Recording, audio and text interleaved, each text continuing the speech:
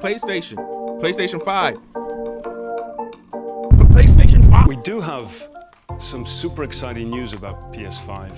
Super exciting. Who better to bring that to you than the one and only Mark Cerny. Without further ado, over to you, Mark. Super exciting news. Super exciting news. How do you get this There will open? be lots of chances later on this year to look at the PlayStation 5 games. Today, I want to talk a bit about our goals for the PlayStation 5 hardware and how they influenced the development of the console. I think you all know I'm a big believer in console generations. Once every 5 or 6 or 7 years, a console arrives with substantially new capabilities. There's a lot of learning by the game developers, hopefully not too overwhelming, and soon there's games that could never have been created before. For the PlayStation consoles, that period lasted through PlayStation 3, a powerful and groundbreaking console, but also one that caused quite a lot of heartache, as it was initially difficult to develop games for. So, starting with PlayStation, listening to the developers, which is to say that a lot of what we put into a console derives directly from the needs and aspirations of the game creators. We definitely do have some ideas of our own, but at the core of our philosophy for designing consoles is that game players are here for the fantastic games.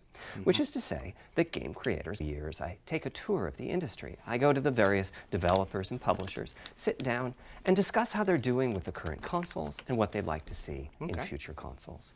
This requires weeks on the road, as reaching the bulk of the game creators involves talking to well over 100 people at something like 24 publishers and developers. And it is incredibly valuable. By the way, the feature most requested by the developers, that was an SSD, which we were very happy to put in the hardware, but a lot of problem solving was required. I'll be doing a deep dive on the SSD and surrounding systems later on in this talk. Okay. It's also like a generational leap, while keeping the console sufficiently familiar to game developers. I think about this in terms of balancing evolution and revolution. Now, with PlayStation 1, 2, and 3, the target was a revolution each time with a brand new feature set. That was great in many ways, but time for the developers to get up and running got longer with each console. In the past, I've called this time to triangle. Here's what I had for those 3 consoles. To be clear, I'm not talking about time to make a game. Developers will be ambitious, and it may take them 6 years or so to realize their vision. What I'm talking about is that dead time before graphics and other aspects of game development are up and running, and trying to minimize that. On the other hand, if we're trying to reduce that dead time to 0, that means the hardware architecture can't change at all. We're handcuffed. We need to judge for each feature what value it adds and whether it's worth the increase in developer time needed to support it. So with PlayStation 4, we were able to strike a pretty good balance between performance and familiarity.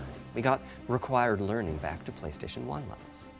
With PS5, the GPU was definitely the area we felt the most tension between adding new features and keeping a familiar programming model. Ultimately, I think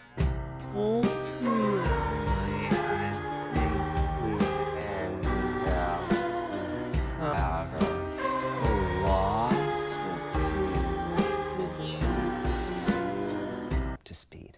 That feels like we're striking about the right balance. I'll go into a bit more detail later today about our philosophy with the GPU and the specific feature set that resulted. Find new dreams, by which I mean something other than CPU. The increase in graphics performance over the past 2 decades has been astonishing. All those bumps and folds in the ear have a meaning, evolutionarily speaking. Based on what direction the sound is coming from, sound waves bounce around inside the ear, there's some constructive and destructive interference, and the result is a change in volume. Maybe you'll be sending us a video of your ears and your head, and we'll make a 3D model of them and synthesize the HRTF. This is a journey we'll all be taking together over the next few years. Ultimately, we're committing to enabling everyone to experience that next level of realism. Hopefully, I've been able to illustrate a bit about our design and decision-making process today, and why PlayStation 5 has the feature set that it does.